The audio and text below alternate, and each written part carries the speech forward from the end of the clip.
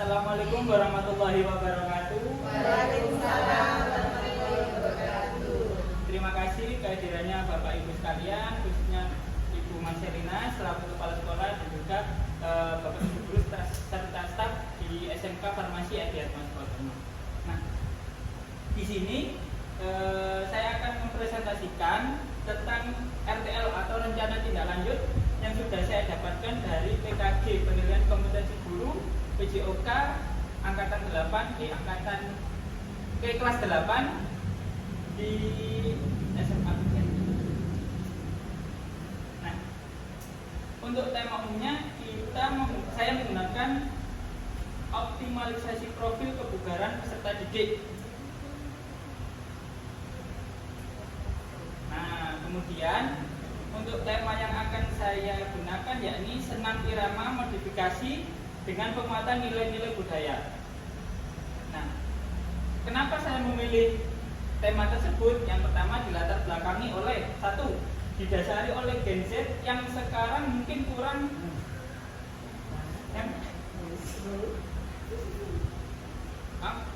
yang pertama didasari oleh Gen Z yang sekarang mungkin kurang mengenal akan kebudayaan khususnya pakaian adat Nusantara. Nah, kenapa? Karena di era yang sekarang mungkin dari Gen Z ataupun generasi yang lahir di 2000-an kurang mengenal bagaimana budaya tersebut. Kemudian tentang penggabungan unsur olahraga serta kebudayaan, selain mendapatkan manfaat kebugaran atau kesehatan bagi tubuh, bisa juga menambah pengetahuan tentang kebudayaan. Yang terakhir, latar belakang yakni kolaborasi yang menarik menjadi pemicu minat Gen Z akan fokus pada kebudayaan Nusantara serta khususnya pakaian adat. Nah, untuk tujuan utama ialah menjadikan badan yang sehat atau bugar.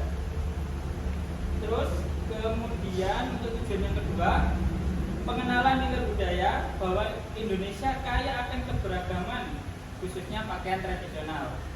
Yang terakhir, yang ketiga, yakni penanaman nilai positif, yaitu adanya kombinasi yang menarik antara olahraga dan kebudayaan sehingga Gen Z dapat mencintai kebudayaan. Nah, untuk capaiannya, peserta didik mampu menumbuhkan rasa cinta terhadap budaya bangsa melalui pendekatan kebugaran jasmani, serta peserta didik dapat melakukan gerakan senam irama yang sudah dilatih dengan mengkolaborasikan pada kultur budaya yang dipilih.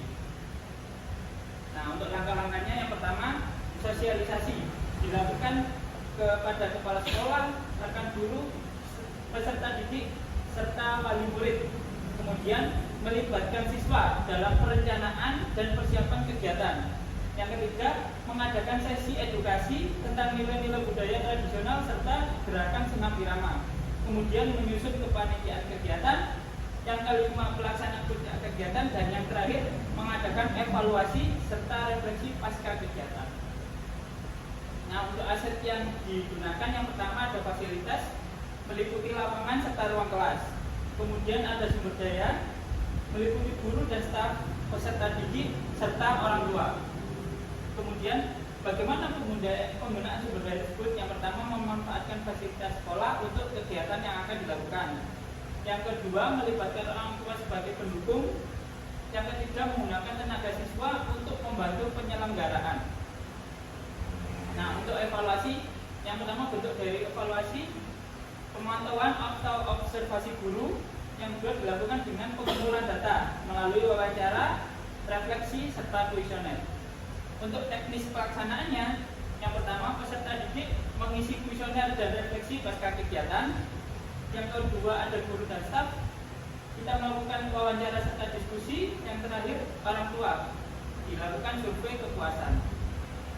Nah, untuk tantangan yang akan dihadapi serta solusinya, yang pertama keterbatasan waktu dan jadwal. Solusinya dengan mengagendakan dan menjadwalkan dengan teliti. Yang kedua, keterbatasan sumber daya. Ketika menghadapi masalah tersebut, solusinya menggunakan aset yang dimiliki secara maksimal, memaksimalkan pemanfaatan aset. Yang ketiga, untuk tantangan rendahnya motivasi dan hubungan rekan sejawat, maka dilakukan solusi dengan melakukan sosialisasi dan persuasi. Yang keempat, kemampuan peserta didik mengorganisir kegiatan masih kurang. Solusinya yakni memberikan bimbingan serta persiapan yang terstruktur terhadap siswa. Nah, untuk terakhir dengan penutup, dengan adanya program yang saya sampaikan ini, saya berharap dapat menciptakan lingkungan belajar yang lebih positif, berpihak kepada peserta didik, serta bermakna bagi semua. Terima kasih. Mungkin dari Bapak Ibu sekalian bisa memberikan masukan, saran, kritik untuk perbaikan kegiatan ke depan. Oke, monggo.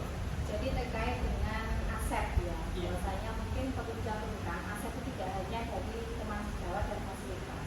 Aset itu meliputi adalah aset PTK, aset finansial, aset sosial budaya, aset politik, aset aset sarana, dan ada dua lagi aset yang bisa didapatkan di sana. Terkait dengan kegiatan ini bisa dimasukkan aset tidak hanya rekan sejawat, tapi karena pada programnya atau rencana tindak lanjutnya dari pihak pahudara melakukan itu adalah hubungannya dengan sosial dan budaya. Mungkin di situ bisa dicantumkan aset yang dimasukkan adalah aset finansial karena hubungan dengan pendanaan. Yang pastinya nanti akan membutuhkan pembiayaan untuk mengarah kepada kegiatan kebugaran yang pertama. Yang kedua adalah aset sosial budaya.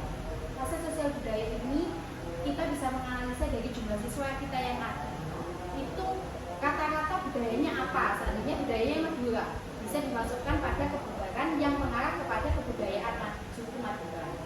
Terus aset sarana, kita memiliki sarana apa saja yang ada di sekolah, sehingga aset-aset itu bisa termanfaatkan dengan baik untuk menunjang kinerja dan tindak lanjut dari program yang sudah Pak Wili lakukan.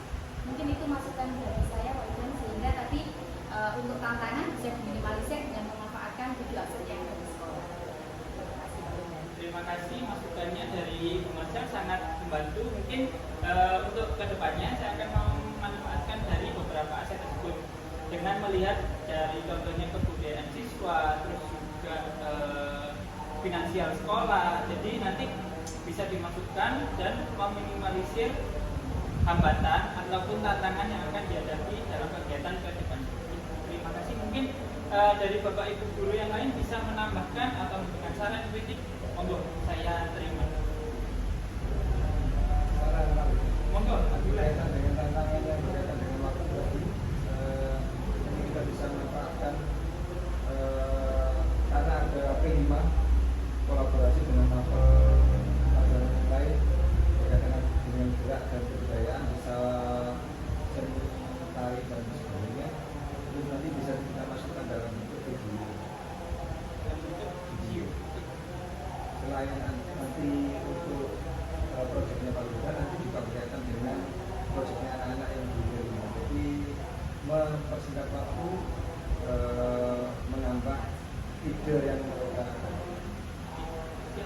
Nah, terima kasih untuk masukannya. Mungkin untuk ke depan bisa, untuk khususnya saya bisa lebih berkolaborasi lagi dengan rekan sejawat untuk dalam khususnya pelajaran P5, diterapkan di pelajaran P5 sehingga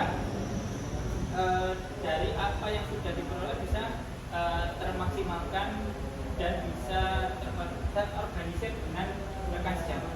Mungkin terima kasih masukannya. Apabila mungkin ada tambahan dari teman-teman, mungkin apa yang sudah saya sampaikan cukup. Terus juga terima kasih sudah meluangkan waktu untuk presentasi saya. Sekian saya akhiri. Wassalamualaikum warahmatullahi wabarakatuh. Waalaikumsalam.